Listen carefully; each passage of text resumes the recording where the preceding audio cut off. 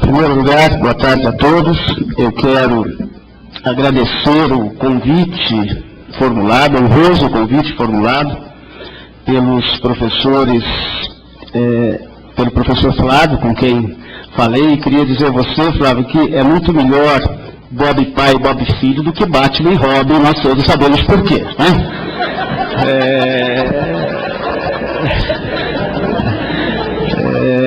Eu quero também agradecer aqui a saudação que me foi feita pelo prezado colega Glauco e dizer o seguinte, apenas para colocar as coisas nos seus devidos lugares.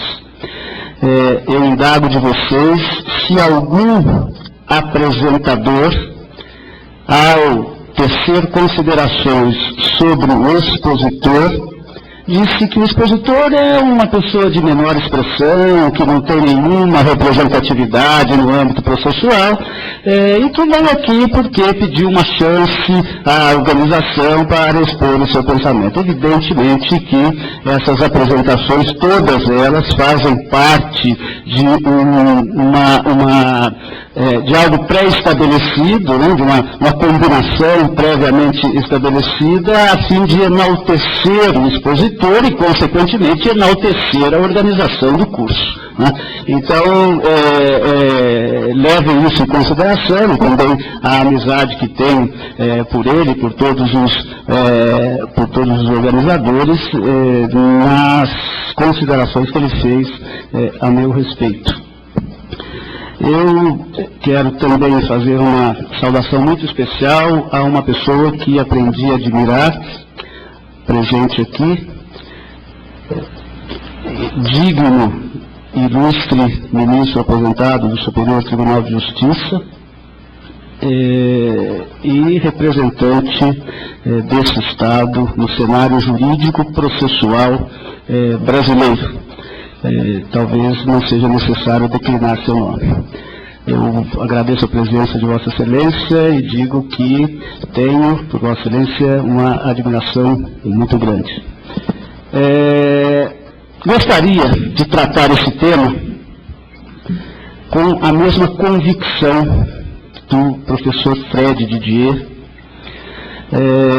Aliás, a convicção dele é tão grande que ele imputa a mim uma convicção que eu mesmo não tenho, em relação à imutabilidade da sentença processual, né, da sentença que instiga o processo em julgamento de mérito. Eu não tenho essa sua certeza, né? Aliás, as minhas certezas são muito poucas.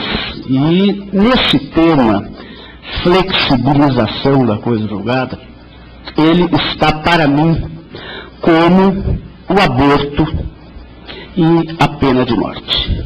São fenômenos em relação aos quais eu não consigo chegar a uma conclusão que me satisfaça plenamente. Por quê? Porque nesses três fenômenos nós encontramos, deixando de lado os aspectos religiosos, nós encontramos argumentos plenamente convincentes a favor e contra cada um deles. A favor do aborto, contra o aborto. A favor da pena de morte, contra a pena de morte. A favor da flexibilização da coisa julgada e contra a flexibilização da coisa julgada. Pois bem, coisa julgada é uma garantia constitucional. A Constituição, todavia, se limita a dizer: a lei garante a coisa julgada, a lei não poderá atingir a coisa julgada. O que é coisa julgada? A Constituição não diz. A delimitação do fenômeno coisa julgada é feita pelo legislador infraconstitucional. O legislador infraconstitucional brasileiro, por exemplo, diz que no Brasil, só se torna imutável o dispositivo da sentença. As verdades que o juiz leva em consideração para chegar à conclusão, ao resultado do processo, os fundamentos da sentença, os motivos da sentença, segundo uma técnica utilizada pelo legislador brasileiro, que limita o alcance objetivo da coisa julgada, não se tornam imutáveis. Portanto, e mais, há determinados pronunciamentos judiciais que, por razões, por inúmeras razões, os legisladores não transitam em julgado. Por exemplo, pronunciamentos versando sobre tutelas de natureza cautelar ou tutelas de natureza antecipada, tendo em vista a superficialidade, tendo em vista a sumariedade da cognição exercida pelo juiz, o legislador, ouve por bem, não atribuir a essas sentenças a imutabilidade. O legislador penal, o legislador do processo penal, enfraquece de tal maneira a imutabilidade da sentença condenatória, dizendo o seguinte: ela pode ser mudada a qualquer tempo.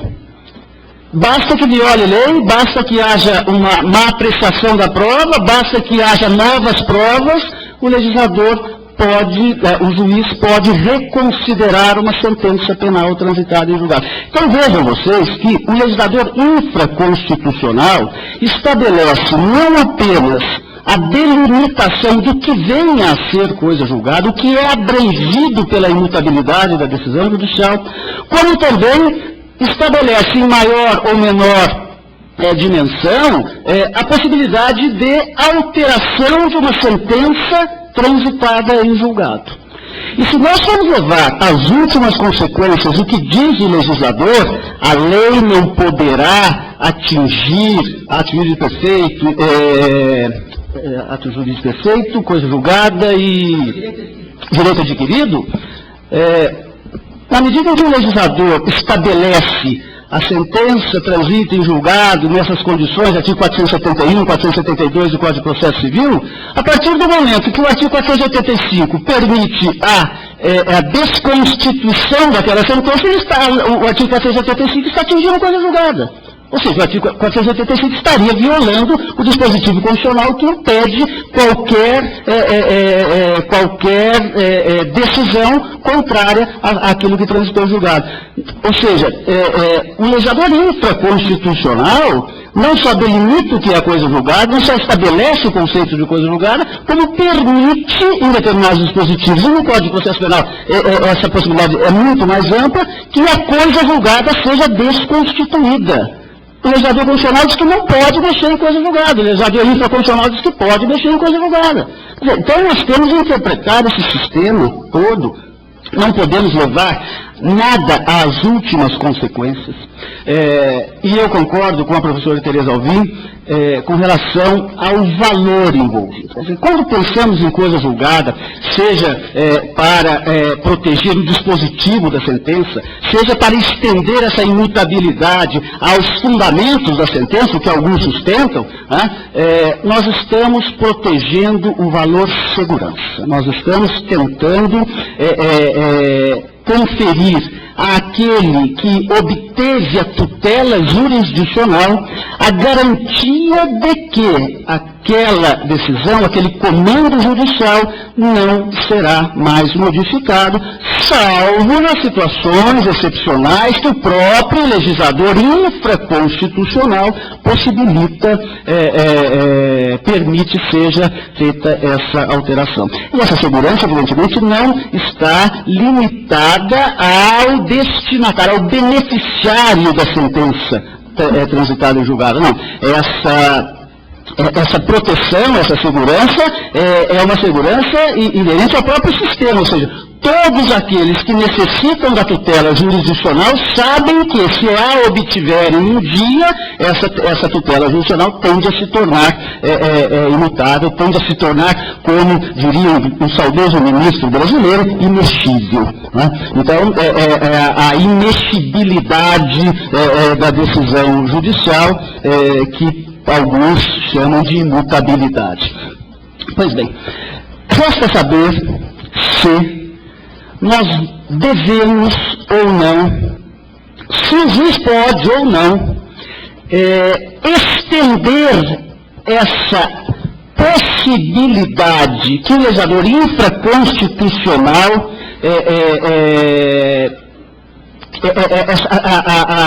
as hipóteses que o legislador infraconstitucional previu para a desconstituição de uma sentença transitada em julgado. No direito processual civil, as hipóteses estão no artigo 485, e o prazo estabelecido é 2 anos.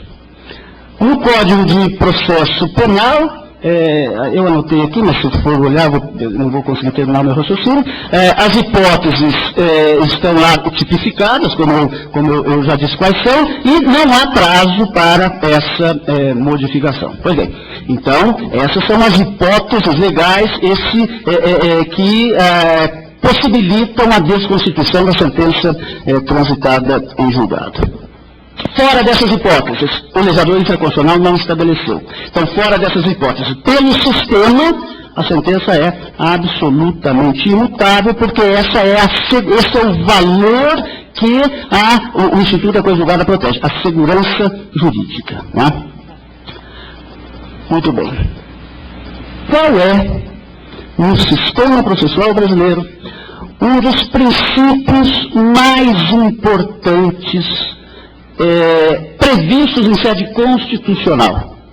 Aquele princípio segundo o qual que confere legitimidade ao resultado do processo, ainda que injusto. É o contraditório, é a ampla defesa. Pois bem, o contraditório e a ampla defesa constituem garantias constitucionais, admitem flexibilização. Ninguém vai me convencer que uma liminar é uma decisão que atende plenamente à garantia constitucional do contraditório. Não atende. A liminar é uma decisão dada em maldita altera parte, a esfera jurídica de alguém é invadida, sem que ela possa se manifestar previamente. Bom, mas o contraditório é exercido depois. Bom, mas já houve, no mínimo, um arranhão ao contraditório com essa. E isso é permitido. Por quê? Isso é possível, nós todos consideramos legítima essa violação, esse pequeno arranhão ao contraditório, em função de outros valores envolvidos, a efetividade, a celeridade, o risco de dano grave, de difícil reparação. Tudo isso faz com que o legislador infraconstitucional dê uma abrandada no rigor do contraditório. Será que é conveniente, será que nós devemos abrandar o valor segurança protegido pela coisa julgada em função de outros valores? E aí eu faço uma ponderação ao meu amigo Fred. O problema não está na justiça ou na injustiça da decisão. O problema está no valor envolvido por uma decisão justa ou injusta.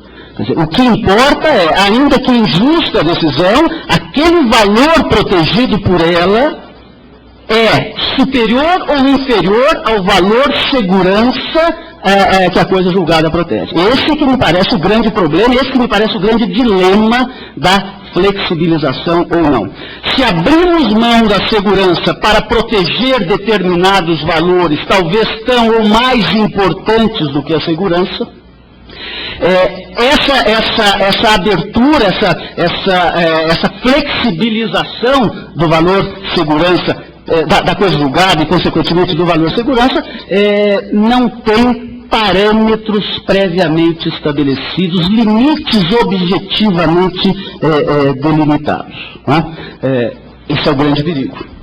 Por outro lado, se nós nos negamos terminantemente a flexibilizar a coisa julgada, porque entendemos que o valor segurança não pode ser atingido de forma nenhuma, corremos o risco de privilegiarmos esse valor, muitas vezes em detrimento de outros, como disse, tão ou mais importantes que ele, em determinadas situações concretas.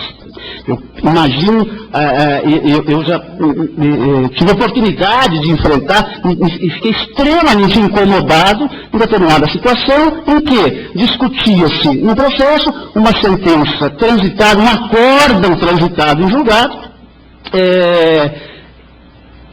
em que, depois de 2 anos, ou 3 anos, ou 4 anos do trânsito em julgado daquele acórdão, descobriu-se que, naquele processo, houve uma corrupção generalizada, envolvendo o procurador do Estado, que não recorreu, envolvendo o juiz, envolvendo o promotor, envolvendo o perito, principalmente, que avaliou a terra, o que ela tinha em cima, o que ela tinha embaixo, o que ela tinha no meio, tudo, o valor triplicou, quadruplicou.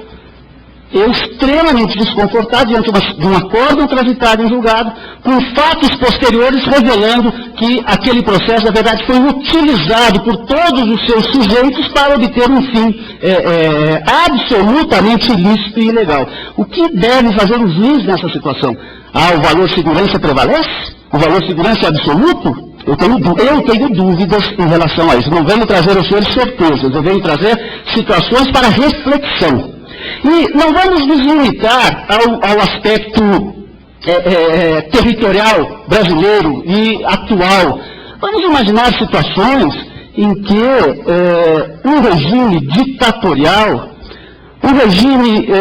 porque afirma-se o seguinte: se nós flexibilizarmos a coisa julgada, essa flexibilização pode ser utilizada por regimes ditatoriais para acabar desconstituindo situações anteriormente estabelecidas e definitivamente estabelecidas. Então, eu inverto o problema.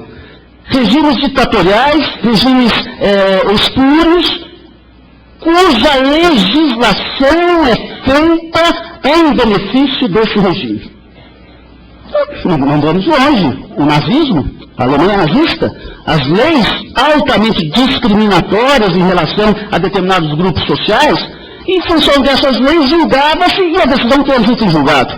Retornada à normalidade democrática daquela nação, aquelas decisões não podem mais ser revistas. Por quê? Porque a segurança, ainda que à base de uma lei absolutamente ilegítima e discriminatória, deve prevalecer em detrimento de outro valor, dignidade humana, igualdade entre as pessoas. Será que nós podemos afirmar taxativamente que a imutabilidade da coisa julgada é um valor absoluto? É um valor porque a segurança não pode ser tocada? Ou nós temos de admitir, em caráter excepcional, com um controle muito maior, feito por tribunais, mediante um mecanismo apropriado, para que os tribunais possam comparar valores e verificar se naquela situação concreta, eu garanto a vocês que essas situações serão muito excepcionais, é ou não conveniente abrir mão do valor segurança em favor de outro superior a ele. Não é uma afirmação, eu não estou defendendo a flexibilização, eu continuo em relação ao tema como sempre estive em relação ao aborto e em relação